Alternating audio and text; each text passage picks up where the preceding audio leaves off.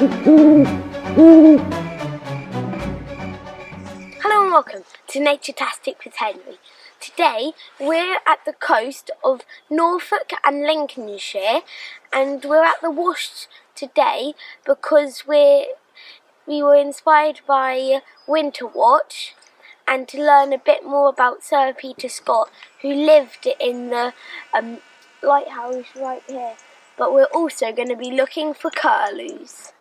Sir Peter Scott was a British conservationist who founded Wildfowl and Wetlands Trust and helped set up the Worldwide Fund for Nature. We'll learn more about him later. So today we're going to be visiting two bits of the Wash. The first is a nature reserve, and we're going to be walking the Sir Peter Scott walk. Wow, curlews! I hope you see some later on the ground. So here we're walking along the cedar fences from where the Nene meets the sea. And on this side is protected farmland. And on the other side is marsh intertidal zones. The tide's a long way out today, so we're having to use our binoculars to see out all the way out there. Oh wow! Look! Seals pulled themselves up. These are common seals, and there can be up to 3,000 here at the Wash. The Wash is famous for flocks of birds, like the Brent geese who spend their winter here having flown from Siberia. Aren't they an elegant looking goose? There are lots of waders here, like these oyster catchers, some of whom stay here all round and some migrate here in the winter. Yes, a curlew up close. The UK breeding population of curlews is of international importance. Unfortunately, in 2015, curlews were added to the Red List on the UK's Conservation Status Report, which means curlews are struggling with big declines in breeding populations. They urgently need our help. Next stop on our journey, RSPB Snettisham. This way.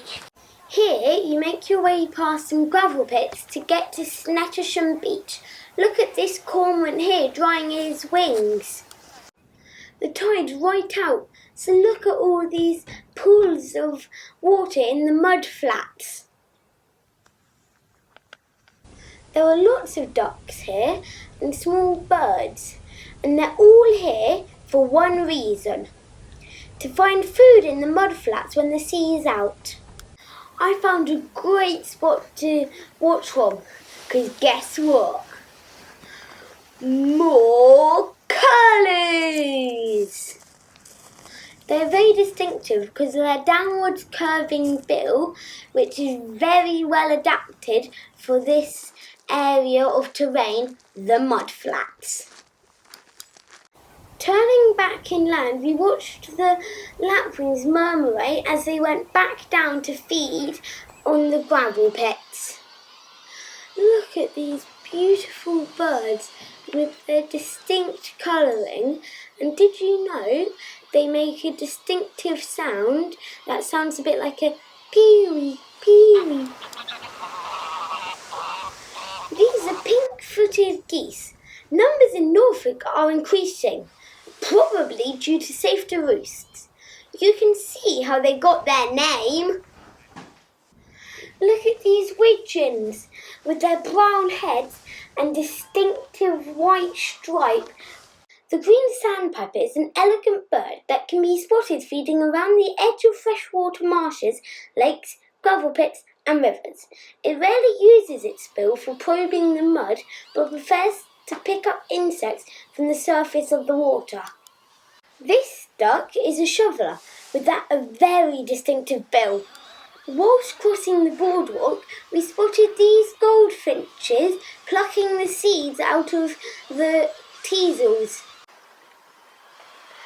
It's been a fantastic day here at the Wash, and we're finishing our day off here at Notts Hyde, RSPB Snettisham in the new Hyde. And the raptors are coming in, the sun's setting, and we're definitely coming back here for high tide and in the summer. And with that, goodbye for Naturetastic with Henry. Bye! Finally, 3 facts about Sir Peter Scott, a man Sir David Attenborough described as a hero. Firstly, as well as founding WWF and the WWT, he was responsible for designing their famous logos, the panda and the swan. Next, the red data list that we still use to record and categorise the conservation status of all species was his idea. Lastly, he co-founded the Loch Ness Phenomena Investigation Bureau, which was set up to study reported sightings of the Loch Ness Monster. What an amazing man!